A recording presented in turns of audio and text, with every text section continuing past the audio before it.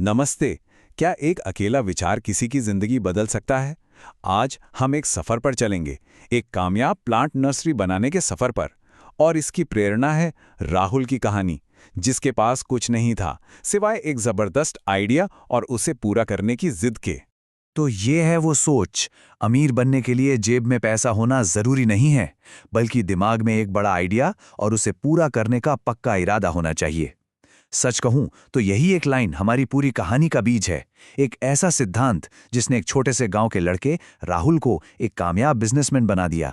तो सवाल ये उठता है कि राहुल के दिमाग में नर्सरी का ही ख्याल क्यों आया? आखिर क्यों इस बिजनेस में, खासकर औषधीय यानी मेडिसिनल और खुशबूदार पौधों के बिजनेस में आज के वक्त में इतनी बड़ी अपॉर्चुनिटी है? चलिए इसी को समझते हैं। जरा इन आंकड़ों को देखिए। पूरी दुनिया में मेडिसिनल प्लांट्स यानी दवाइयों में काम आने वाले पौधों का जो व्यापार है वो करीब 80 मिलियन अमेरिकी डॉलर का है। और इसकी वजह सीधी सी है, हम सब अब नेचुरल और आयुर्वेदिक चीजों की तरफ वापस जा रहे हैं। और देखिए, ये तो बस शुरुआत है। जो बात इसे एक सुनहरा मौका बनाती है वो ये है कि एक्सपर्ट्स का अनुमान है कि अगले सिर्फ 5 सालों में ये मार्केट 35 से 40% तक और बढ़ने वाला है। मतलब जबरदस्त ग्रोथ है। तो इस बढ़ती डिमांड का सीधा सा मतलब ये हुआ कि ऐसी खास नर्सरीज जो एलोवेरा से लेकर रोजमेरी जैसी चीजें उगाती हैं, वो हमारी खेती और वेलनेस इकोनॉमी का एक बहुत जरूरी हिस्सा बनती जा रही हैं। ठीक है, तो मौका तो साफ दिख रहा है, पर अब अगला सवाल, शुरुआत कैसे करें? ठीक वैसे ही जैसे राहुल ने अपने पहले पौधे जंगल से बटोरे थे। आइए समझते हैं कि एक नर्सरी बिजनेस की नींव रखने का पहला कदम क्या होता है। सबसे पहले ये समझ लेते हैं कि नर्सरी आखिर है क्या। देखिए, ये सिर्फ जमीन का कोई टुकड़ा नहीं है, ये एक कह सकते हैं कंट्रोल्ड माहौल है, जहां छोटे छोटे पौधों को तब तक पाला पोसा जाता है जब तक वो बाहर लगाने के लिए तैयार ना हो जाएं। शुरुआत में ही एक बहुत जरूरी फैसला लेना पड़ता है कि बाजार कौन सा चुनना है। मोटे तौर पर 2 तरह के ऑप्शन होते हैं। एक है होलसेल नर्सरी, जो बड़ी मात्रा में पौधे दूसरे बिजनेस जैसे रिटेलर्स या लैंडस्केपर्स को बेचती है। और दूसरी है रिटेल नर्सरी, जो सीधे आम लोगों को पौधे बेचती है। और किसी भी काम की तरह यहां भी एक अच्छा बिजनेस प्लान ही कामयाबी का रोड मैप है।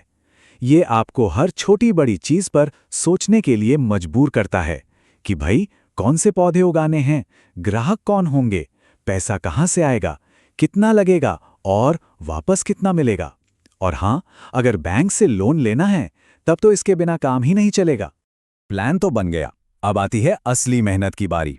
ठीक वैसे ही जैसे राहुल ने एक बंजर जमीन को अपनी मेहनत से हरा भरा कर दिया था।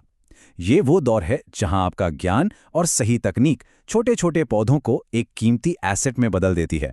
और इसमें नर्सरी का डिजाइन बहुत मायने रखता है। देखिए, एक अच्छे लेआउट में हर काम के लिए अपनी जगह होती है। गमले भरने की जगह अलग, पौधों की क्यारियां अलग, सामान रखने का स्टोर अलग और पानी की व्यवस्था अलग। जब सब कुछ सही जगह पर होता है ना, तो मेहनत और वक्त दोनों की बचत होती है। अब बात करते हैं पौधे उगाने की। एक तरीका तो है बीज से, जो सब जानते हैं। लेकिन एक और तरीका है जिसे वेजिटेटिव या एसेक्सुअल प्रोपगेशन कहते हैं, मतलब कलम लगाना या ग्राफ्टिंग करना। इसके फायदे बहुत हैं। पौधे अपने असली पौधे की हूबहू कॉपी होते हैं और उन पर फल फूल भी जल्दी आते हैं।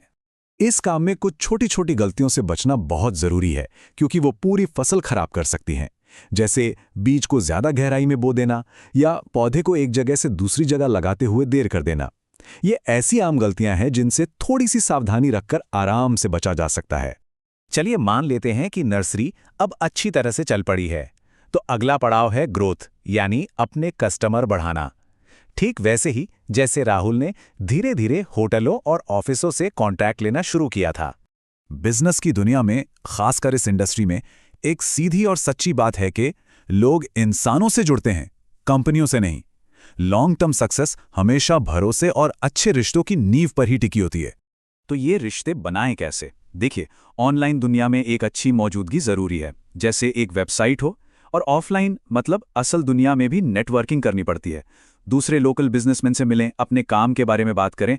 हमेशा लंबी दोस्ती के बारे में सोचें, सिर्फ एक सेल के बारे में नहीं। तो चलिए अब आते हैं सबसे अहम बात पर, यानी मेहनत के फल पर। इस पूरी मशक्क़त का आखिर नतीजा क्या होता है, पैसों के लिहाज से और समाज पर इसके असर के लिहाज से? हाँ, ये सच है कि जड़ी बूटियों का मार्केट थोड़ा अनिश्चित हो सकता है, कभी ऊपर कभी नीचे। लेकिन ये जो एक सैंपल मॉडल है, ये दिखाता है कि 3 साल के अंदर अंदर इस काम में अच्छा खासा नेट प्रॉफिट कमाया जा सकता है। और आखिर में कहानी घूम फिर कर उसी एक सबक पर आ जाती है। अमीर बनने के लिए जेब में पैसा होना जरूरी नहीं है, बल्कि दिमाग में एक बड़ा विचार और उसे पूरा करने का पक्का इरादा होना चाहिए। राहुल ने सिर्फ अपने लिए एक बिजनेस नहीं बनाया, बल्कि अपने गांव के कई लोगों को रोजगार भी दिया।